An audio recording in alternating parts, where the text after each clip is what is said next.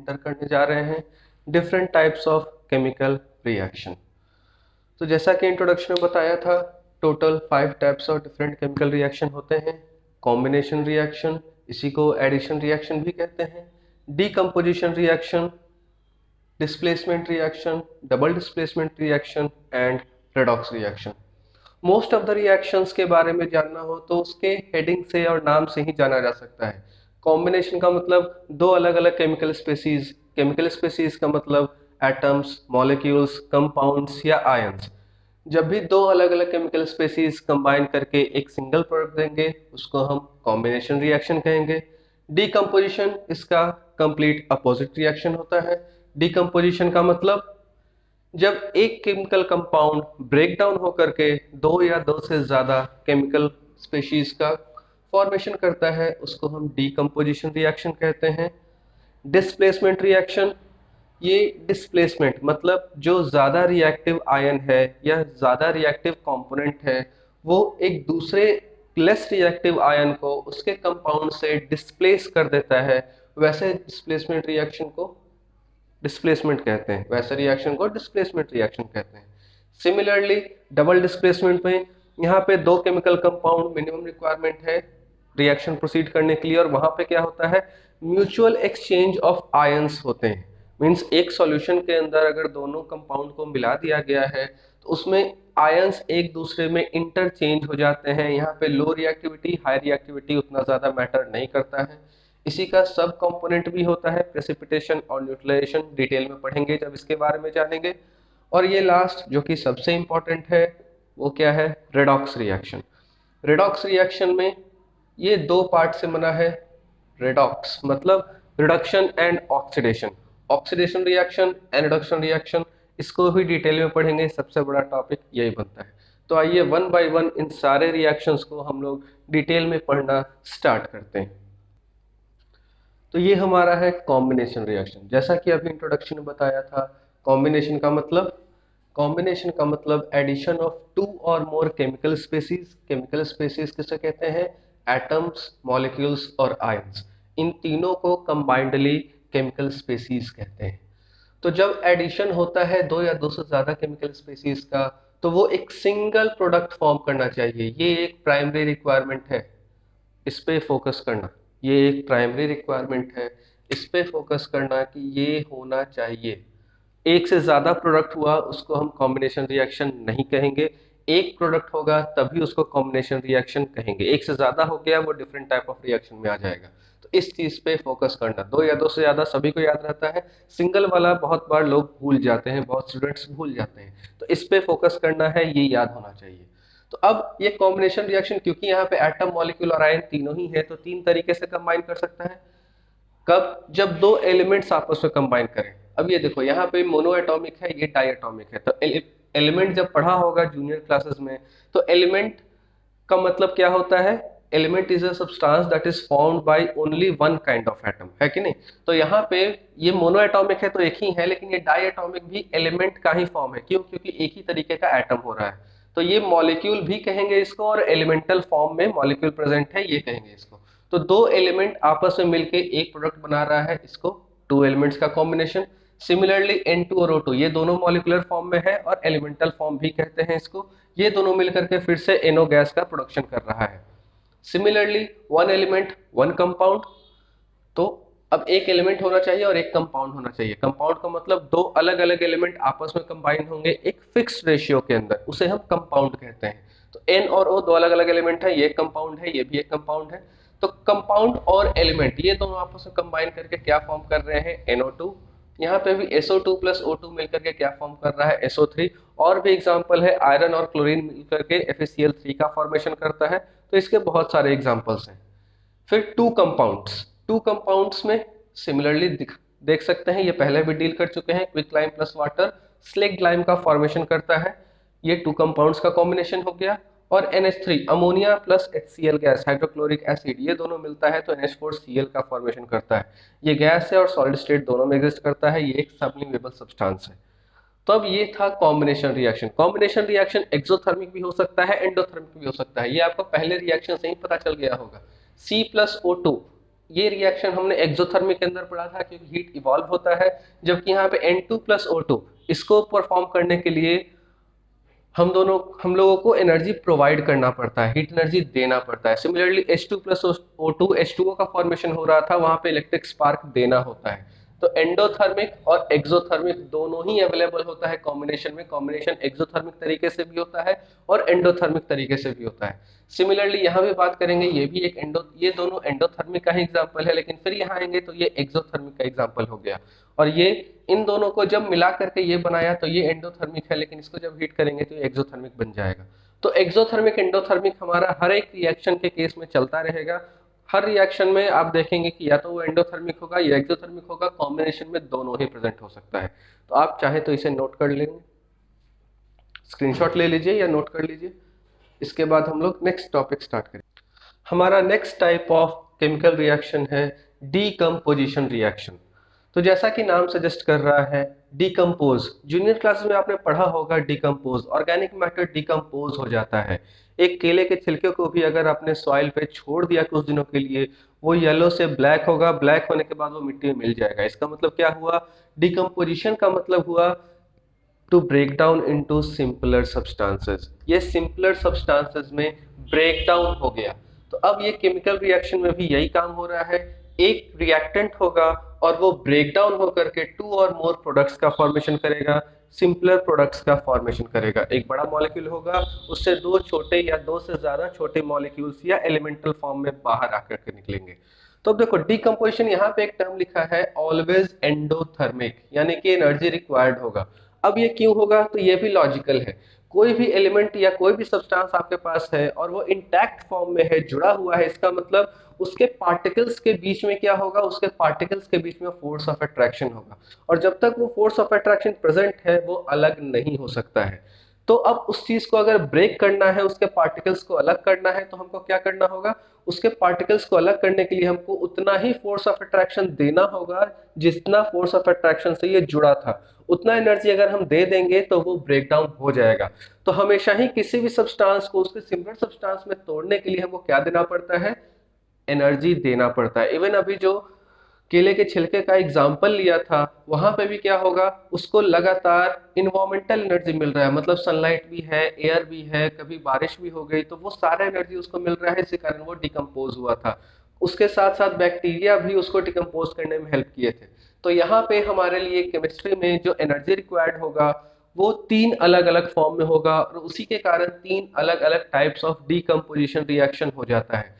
पहला type of decomposition है thermal decomposition. जैसा कि नाम से ही क्लियर है, थर्मल का मतलब क्या होता है? हीट। तो हीट एनर्जी जब भी रिक्वायर्ड होगा किसी भी कंपाउंड को डिकम्पोज करने में, तो उस टाइप ऑफ रिएक्शन को क्या कहेंगे? थर्मल डिकम्पोजिशन रिएक्शन कहेंगे। A decomposition reaction which requires heat energy is called thermal decomposition. तो अब एग्जाम्पल आप पहले भी ये देख चुके हैं, कैल्शियम कार्बोनेट CaCO3। इसको जब हम लोग हीट देते हैं तो ये क्विक लाइम मतलब calcium oxide plus CO2 gas में कन्वर्ट हो जाता है। तो अब यहाँ पे हीट एनर्जी देने से क्या हुआ? ये एक बड़ा कंपाउंड था, ये दो छोटे छोटे कंपाउंड्स में ब्रेक डाउन हो गया। ये ब्रेक डाउन मतलब डिकम्पोजिशन, और हुआ क्यों? हीट के कारण, इसलिए थर्मल डिकम्पोजिशन। सिमिलरली यहाँ भी देखेंगे तो ये फेरस सल्फेट है हमारे पास। फेरस सल्फेट FeSO4 सॉलिड होता है। अब FeSO4 सॉलिड को हमने जब हीट एनर्जी दिया तो ये further Fe2O3 iron oxide plus SO2 gas and plus SO3 gas, ये इस तरीके से डिकम्पोज होता है। यहाँ पे दो ही पार्ट में ब्रेक डाउन हुआ, जबकि यहाँ 3 पार्ट्स में ब्रेक डाउन हो गया। अब आप लोगों को लगेगा ये कैसे समझेंगे, इसका क्या लॉजिक है? तो इसका कोई लॉजिक नहीं है, ये एनालिटिकली प्रूव किया गया है, एक्सपेरिमेंट के बाद ऐसा पाया जाता है। इसलिए ऐसे रिएक्शंस को हमको याद ही रखना होगा कि यहाँ पे क्या हुआ, यहाँ पे ये ब्रेक डाउन होकर के SO2 और SO3 दोनों में ही ब्रेक डाउन हुआ। फिर यहाँ आएंगे, ऐसा ही एक और एग्जांपल में लेड नाइट्रेट का। अब lead nitrate PbNO3 whole twice होता है। तो लेड नाइट्रेट को जब हमने हीट किया तो ये लेड ऑक्साइड PbO का फॉर्म किया, और PbO के साथ साथ NO2 और O2 दो और सिंपलर मॉलिक्यूल्स का फॉर्मेशन हुआ। तो ये सारे रिजल्ट्स कहाँ से आए हैं? ये सारे रिजल्ट्स एक्सपेरिमेंटली हम लोगों को मालूम होते हैं, इसलिए ऐसे रिएक्शंस को याद ही करना पड़ता है क्योंकि ये एक्सपेरिमेंटली प्रूव्ड है। यहाँ पे पहले भी हम लोगों ने देखा था ये PbNO3 PbO, ये PbO व्हाइट कलर का होता है और NO2 ब्राउन फ्यूम्स होता है, तो ये कलर्ड एग्जाम्पल भी है। सिमिलरली नेक्स्ट जो हमारा फॉर्म ऑफ एनर्जी यूज हो सकता है वो क्या है, जो हम लोग प्रोवाइड कर सकते हैं, वो है इलेक्ट्रिक एनर्जी, यानी कि इलेक्ट्रिक एनर्जी या फिर इलेक्ट्रिक करंट। तो इलेक्ट्रिक एनर्जी और इलेक्ट्रिक करंट जब हम लोग किसी रिएक्शन में देंगे ताकि वो कंपाउंड ब्रेक डाउन हो सके, उसी को क्या कहेंगे, इलेक्ट्रोलाइटिक डिकम्पोजिशन। वैसे भी यहाँ पे हर बार वर्ड में ही वर्ड एसोसिएशन अगर करने आ गया तो डेफिनेशन रटने की जरूरत नहीं होती है। इलेक्ट्रोलाइटिक डिकम्पोजिशन, या फिर इसी को आगे एक और हेडिंग होता है इलेक्ट्रोलाइसिस, मतलब क्या, इलेक्ट्रिसिटी के हेल्प से ब्रेक डाउन करना। इलेक्ट्रोलाइटिक डिकम्पोजिशन वही है। इसका सबसे बड़ा एग्जांपल है H2O का इलेक्ट्रोलाइसिस। H2O को जब हम लोग इलेक्ट्रिक करंट से पास कराते हैं, अल्कलाइन H2O होता है, सॉरी एसिडिफाइड H2O होता है, means some drops of acid भी उसमें डाला जाता है। तो अब एसिडिफाइड H2O को फ्यू ड्रॉप्स है, इसलिए यहाँ पे मेंशन नहीं किया, क्योंकि आपको मालूम होगा कि प्योर वाटर इलेक्ट्रिक करंट को पास होने नहीं देगा, pure water is a bad conductor, इसलिए यहाँ पे फ्यू ड्रॉप्स ऑफ एसिड डाल देते हैं ताकि बस करंट फ्लो कर सके, उसका केमिकल रिएक्शन में कोई पार्टिसिपेशन नहीं होता है। तो यहाँ पे H2O में जब हम लोगों ने फ्यू ड्रॉप्स ऑफ H2SO4 डाल दिया, उसके बाद जब हाई इलेक्ट्रिक करंट या इलेक्ट्रिक स्पार्क दिया तो हम लोगों को H2 और O2 गैस अलग अलग मिल गया। ये एक्सपेरिमेंट आपको एनसीईआरटी के अकॉर्डिंग और आपके बुक के अकॉर्डिंग पढ़ना होगा। उस एक्टिविटी में बेसिकली यही बताया जाता है, पूरा एक्सपेरिमेंटल सेटअप बताया जाता है, वो बहुत ही आसान है, एक बार पढ़िएगा समझ में आ जाएगा। नेक्स्ट हमारा जो डिकम्पोजिशन का टाइप है जो हम लोग प्रोवाइड करा सकते हैं वो कौन सा है, सोलर एनर्जी। इसका मतलब सनलाइट। अगर हम लोग किसी रिएक्शन को सनलाइट के हेल्प से ब्रेक डाउन कर सकते हैं, किसी रिएक्टेंट को सनलाइट के हेल्प से ब्रेक डाउन कर सकते हैं, उसी को क्या कहते हैं, फोटोलाइटिक डिकम्पोजिशन, यानी decomposition with the help of decomposition with the help of sunlight. तो अब इसका जो एक चीज याद रखना, जब भी फोटोइलेक्ट्रिक डिकम्पोजिशन का बात आएगा तो एक ही तरीके का कंपाउंड मैक्सिमम एग्जाम में आता है, AgCl और AgBr। इसका मतलब क्या, सिल्वर का हलाइड, सिल्वर का हलाइड यानी AgCl और AgBr। Ag क्या है, सिल्वर, Cl क्लोराइड है और Br ब्रोमाइड है, इस पूरे ग्रुप को ही हम लोग हलाइड कहते हैं। तो जब सिल्वर का हलाइड को हम लोग सनलाइट के प्रेजेंस में रखते हैं तो ये डिकम्पोज हो जाता है, डिकम्पोज होकर के, क्योंकि ये दो ही पार्ट से बना था, ये दोनों पार्ट अलग हो जाता है, Ag और Cl। सिल्वर हलाइड यानी कि सिल्वर क्लोराइड यहाँ पे अगर लिया था तो वो व्हाइट कलर का होता है, और जब डिकम्पोज हो जाएगा तो सिल्वर का कलर क्या होता है, व्हाइटिश ग्रे, वो ग्रे कलर में हो जाएगा और क्लोरीन गैस निकलेगा। सिमिलरली AgBr की बात करें, AgBr yellow coloured, light yellow coloured substance है, उसको जब हम लोग सनलाइट में कुछ देर के लिए छोड़ देते हैं तो वो क्या होता है, वो फिर से Ag जो कि ग्रे कलर है और ब्रोमीन प्रोड्यूस होता है, ब्रोमीन गैस प्रोड्यूस होता है। तो ये था हमारा डीकम्पोजिशन रिएक्शन। इसके बाद हम लोग आगे next type of chemical reaction पढ़ेंगे। हमारा नेक्स्ट टाइप ऑफ रिएक्शन है डिस्प्लेसमेंट रिएक्शन। तो अब नाम से ही क्लियर है, डिस्प्लेस करना मतलब किसी को उसके जगह से हटा देना। जैसे आप अपने क्लासरूम में बैठे हैं, आपके टीचर ने कहा तुम वहां से उठ करके वहां चले जाओ, तो वो क्या हो गया, वो डिस्प्लेसमेंट हो गया या फिर रिप्लेसमेंट हो गया। तो रिप्लेसमेंट वहां पे तो टीचर की मर्जी से हुआ, लेकिन यहाँ पे क्या बेसिस है, यहाँ पे डिस्प्लेसमेंट का बेसिस है रिएक्टिविटी। जो ज्यादा रिएक्टिव होगा उस वही लेस रिएक्टिव को डिस्प्लेस करेगा। जंगल रूल बेसिकली, अगर आप किसी जंगल या फॉरेस्ट की बात करें तो जो ज्यादा ताकतवर होता है वो अपने से कम ताकत वाले का हंटिंग करता है, मीन्स उसका शिकार करता है, मार कर खा जाता है। अगर लायन है तो लायन के सामने सभी, वो सबसे टॉप पे है हंटिंग में। उसी तरीके से यहाँ पे भी एक सीरीज होगा और उसी सीरीज के अकॉर्डिंग ये सारे एलिमेंट आपस में डिस्प्लेस करेंगे या नहीं करेंगे, वो इन सभी एग्जांपल्स के थ्रू हम लोग देखेंगे। तो अब यहाँ पे जब मालूम हो रहा है कि सबसे इंपॉर्टेंट चीज इन टाइप ऑफ रिएक्शंस के लिए क्या है, रिएक्टिविटी ऑर्डर। तो अब सबसे पहले हमको क्या जानना होगा कि रिएक्टिविटी ऑर्डर क्या है, जिसको फॉलो करके हम इन सभी क्वेश्चंस को सॉल्व कर सकते हैं। तो आइए, रिएक्टिविटी ऑर्डर यहाँ लिखा है। जो सबसे ऊपर है वो टॉप पे है, हाईएस्ट है लायन के जैसा, और सबसे नीचे है वो सबसे वीक है, इसको कोई भी डिस्प्लेस कर सकता है, यानी कि इनर्ट है एक तरीके से, ये खुद किसी और को डिस्प्लेस नहीं कर पाता। तो अब सिंबल्स लिखा है, सिंबल से एलिमेंट्स क्लियर हो जाते हैं। Potassium, sodium, calcium, magnesium, aluminium, zinc, iron, nickel, tin, lead, hydrogen, copper, mercury, silver and gold, ये हमारा ऑर्डर है। इन अब आप कहिएगा कि सर मेटल्स तो और भी हैं, लेकिन यही जनरल यूज में काम आते हैं, बाकी मेटल्स का हम लोग उतना जनरली इक्वेशन यूज नहीं करते। इसलिए अगर आपने इतना भी रिमेंबर कर लिया, आपके बुक में भी यही होगा, तो वो मोर देन एनफ होता है। अब इस ऑर्डर और इस रिएक्टिविटी के बेसिस पे ये सारा एलिमेंट, ये सारे रिएक्शन को हम लोग डील कर सकते हैं। बेसिकली करना क्या है, आपको बस चेक करना है जो दो एलिमेंट यहाँ दिए हुए हैं, सपोज यहाँ दिया हुआ है आयरन और कॉपर, तो इन दोनों एलिमेंट को आपको इस सीरीज में देखना है। आयरन हमारा यहाँ है और कॉपर हमारा यहाँ है। तो अब डिस्प्लेसमेंट तब होगा जब हायर रिएक्टिव एलिमेंट लोअर के पास आएगा, यानी कि हायर Fe है और लोअर कॉपर है, तो ये पॉसिबल है। और ये जब पॉसिबल है तो ये बस क्या करेगा, कॉपर को उसके प्लेस से हटा देगा। कॉपर को उसके प्लेस से हटा देंगे तो आंसर क्या आएगा, FeSO4 और प्लस कॉपर, ये अलग हो जाएगा। तो ये देखो इसने क्या किया, इसने यहाँ पे आकर के अटैक किया और इसको यहाँ से बाहर निकाल दिया। हर बार यही काम होता है। तो इसी तरीके से ये और भी क्वेश्चंस दिए हैं, ये मेटल मेटल को कंपेयर करने वाला सारा क्वेश्चन एक साथ है। अब यहाँ पे आप आगे देखेंगे कि ये एसिड में, क्योंकि यहाँ हाइड्रोजन है और हाइड्रोजन एक ट्रेडमार्क होता है, बेस मार्क होता है, इसके ऊपर वाले को रिएक्टिव कहते हैं, इसके ऊपर वाले को नॉट रिएक्टिव कहते हैं। तो अब हाइड्रोजन के रिस्पेक्ट में, क्योंकि मोस्ट ऑफ द एसिड्स में आप लोग देखोगे हाइड्रोजन होगा ही, और जब हाइड्रोजन इस टेबल में प्रेजेंट है मतलब हाइड्रोजन के साथ भी डिस्प्लेसमेंट पॉसिबल है, और क्वेश्चंस में ये भी बहुत बार आता है। तो अब जब भी कंपेयर करना है, बस हाइड्रोजन का जगह तो फिक्स है यहाँ पे, अब आपको बस देखना है कि कोई भी एलिमेंट हाइड्रोजन के ऊपर है या हाइड्रोजन के नीचे है। सोडियम हाइड्रोजन के ऊपर है, डिस्प्लेस कर देगा। मैग्नीशियम हाइड्रोजन के ऊपर है, डिस्प्लेस कर देगा। इसी तरीके से अब जब डिस्प्लेस करेगा तो बेसिकली करना क्या है, हाइड्रो फिर से सोडियम यहाँ आया और हाइड्रोजन बाहर चला गया, तो ये बनेगा NaCl प्लस। अब हाइड यहाँ पे तो मेटल था, वो मोनो एटॉमिक फॉर्म में एग्जिस्ट कर सकता है, लेकिन हाइड्रोजन कभी मोनो एटॉमिक फॉर्म में एग्जिस्ट नहीं करता है, ये हमेशा H2 के फॉर्म में ही एग्जिस्ट करेगा। तो अब इसके अकॉर्डिंग आप लोग बैलेंस भी कर लीजिएगा, यहाँ 2 कर दीजिएगा और यहाँ 2 कर दीजिएगा और इसको 2 कर दीजिएगा, तो ये बैलेंस हो जाएगा। इसी तरीके से इन सारे क्वेश्चंस को पॉज करके अटेम्प्ट कीजिए।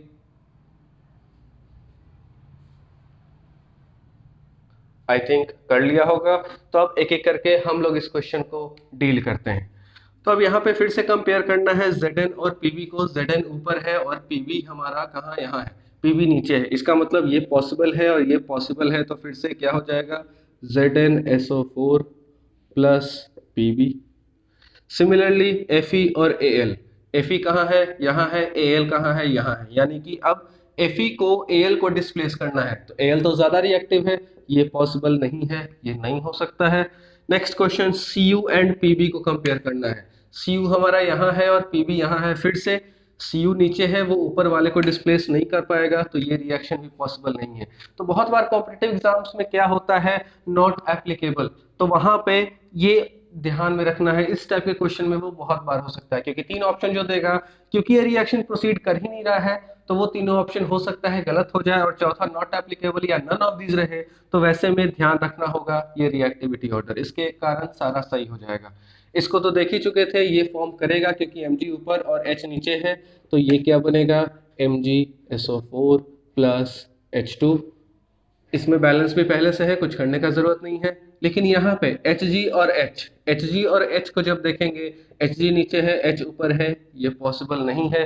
अब आप लोगों ने मैक्सिमम टाइम इस क्वेश्चन में भी क्या किया होगा, इसको कह दिया होगा पॉसिबल नहीं है। क्यों, क्योंकि कॉपर और हाइड्रोजन को कंपेयर करें तो कॉपर नीचे आता है और हाइड्रोजन ऊपर आता है, तो ये नहीं हो पाएगा। लेकिन chemistry is full of exceptions, और आपको एक्सेप्शंस ही तो याद रखने हैं, क्वेश्चन ज्यादातर एक्सेप्शन से ही आता है। तो यहाँ पे भी ये रिएक्शन HNO3 डाइल्यूट हो या कॉन्सेंट्रेटेड हो, दोनों ही केसेस में कॉपर के साथ रिएक्शन कर जाता है। ये एक्सेप्शन आता क्यों है, ये नाइट्रोजन के हाई रिएक्टिविटी और स्मॉल साइज के कारण आता है। अगर क्वेश्चन गिव रीजन का भी आ गया तो यहाँ पे मेंशन कर सकते हैं, it is possible due to high reactivity and small size of nitrogen. अब ये रिएक्शन प्रोसीड करता है, तो नेक्स्ट क्वेश्चन होता है, तो प्रोडक्ट क्या होगा। तो प्रोडक्ट हमारा होगा, प्रोडक्ट भी पहले क्वेश्चन जैसा ये केमिस्ट एक्सपेरिमेंट करके डिटरमाइन किया हुआ है, इसका थोड़ा प्रोडक्ट अलग होगा, इन जैसा नहीं होगा। इसका प्रोडक्ट होगा Cu